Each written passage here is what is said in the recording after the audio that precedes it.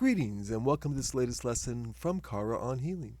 I am Russ Hatfield, accompanied by higher dimensional twin soul Karra, who is behind my shoulder.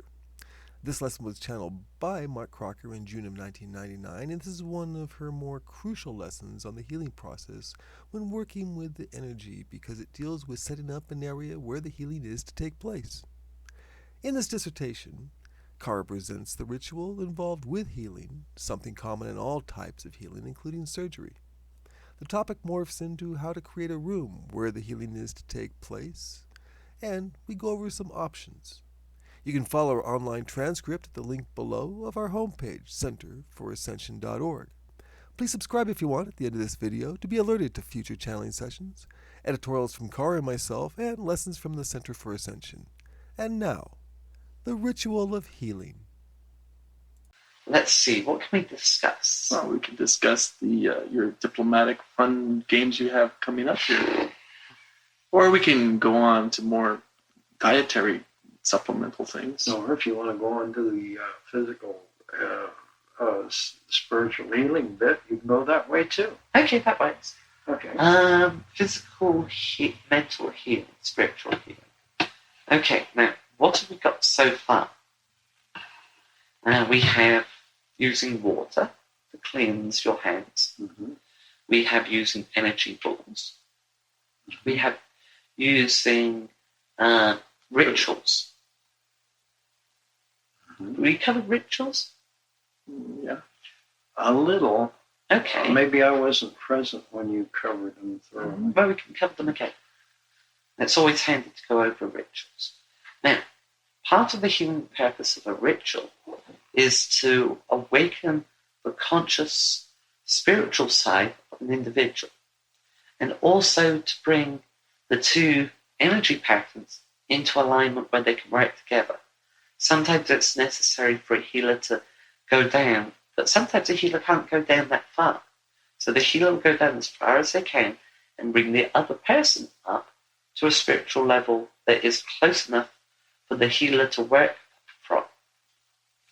Now, depending on what religious beliefs the individual is, depends on what religious practices the healer will use in a ritualized ceremonial healing.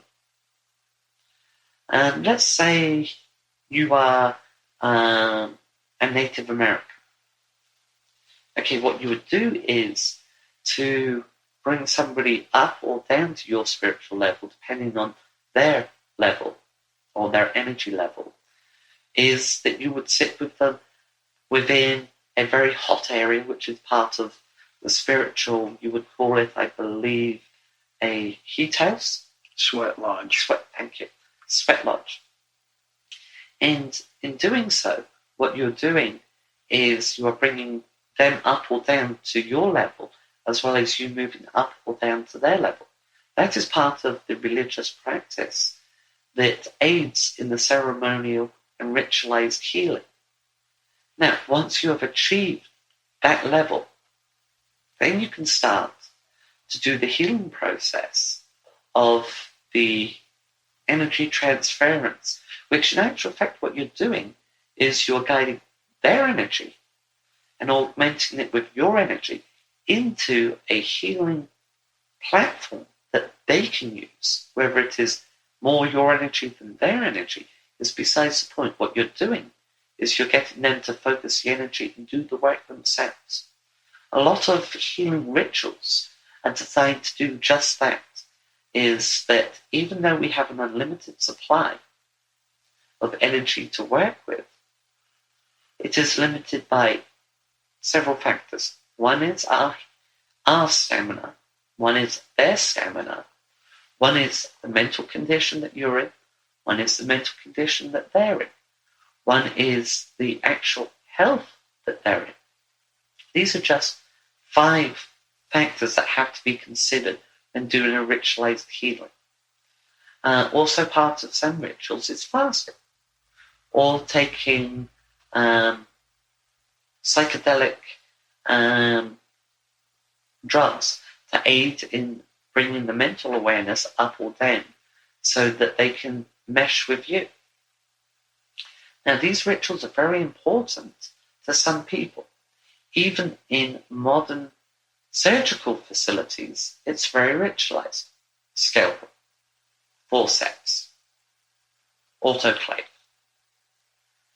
suture, needle, forceps, swab. It's all very, very ritualized in how things are done. And for a reason. Because even though the subject is unconscious, the energy is being aided and flown through the ritual. Forceps, scalpel, suture, clamp, irrigate, swab.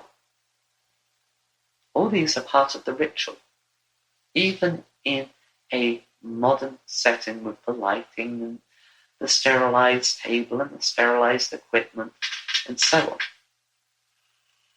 So the ritual, even if you think it's not a practice anymore, actually is. If you take into consideration such other practices as listening to classical music whilst they're doing the procedure, or the favourite tunes of the subject that is in healing, or bringing them gifts of flowers and sitting and talking with them, that's all ritualized if you look at how things happen. Okay. Well, all don't ask a question all at once. It's overwhelming.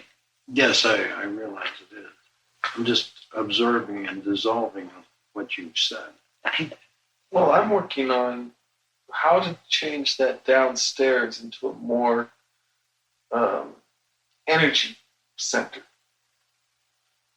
Now that's all pretty much what it can be used for, what it will be used for. So to aid in healing, let's say, or to aid in meditation, and to use your ritual, like you're talking about, how to set that up. Can I intervene here just a minute? Certainly. Okay. I was going to a lady that's a graduate from Barbara, physical, spiritual healing graduate. The room that she had set up had a table in it, her desk, a radio, disc player actually is what it was, and 2 open windows. Nothing more to distract you, but nothing less to distract you. In other words, it was comfortable. And she played soft music while all this was going on. No vocal music, all instrumental. It was very relaxing. And she went through her own physical ritual of hands-on healing, which she went the same route every time that you understand what I'm saying. Yes. Because that's the way she was trained, and it's part of her ritual. Exactly. But the problem that Russ has brought up is, what do you want the room for? Right. It's a multi-purpose room. That's right. So you've got the problem. Right. For healing, you want a bright, light, airy facility. For meditation, you want it fairly dark. You want it comfortable. You want it warm. So therefore, you've got the conflicting structures. But I think we can work with that. One of the important things is the energy flow. All things require good energy flow. Good being the operative word. What you might think about doing is moving exercise equipment out of that area and putting it somewhere where it is, because what you're doing is you're creating a different kind of energy that is not that compatible with it. A distraction. Correct. But what I'm saying, getting back to the energy flow, it is important to have the correct energy flow. It's not a storage area for clothing. It is not a storage area for knickknacks. It is what you want it to be, is a healing, meditation, metaphysical area. Right? So that's something that has to be laid out. Right. So we actually have to design it. Correct. And then once it is being used for that purpose, that is a purpose it is used for. It is not a storage area. Right. It is not an area to come down, sit down, and just be idle. It is an area that you go to do your meditation, to do your healing, to do your research on astral travel, to do your various techniques and practices. I see. It's not an area for storage. I know I'm harping on that. No, you're right. Yeah. So having an exercise equipment in there is also a distraction. Well, I can get that out of it. That's easy. Yeah, having a setup that is beneficial for mental awareness and advancement is what you want. So what you might try to do, and here's an idea, is the little window, not the sliding glass one, is get one of those curtains that comes in a circle that you can draw open and close. Something like that would be perfect because you can do your healing with beautiful light streaming in through the windows. Actually, that's a little bit tricky, that window. It will give it more lighting. And then do your meditation by closing the little blind.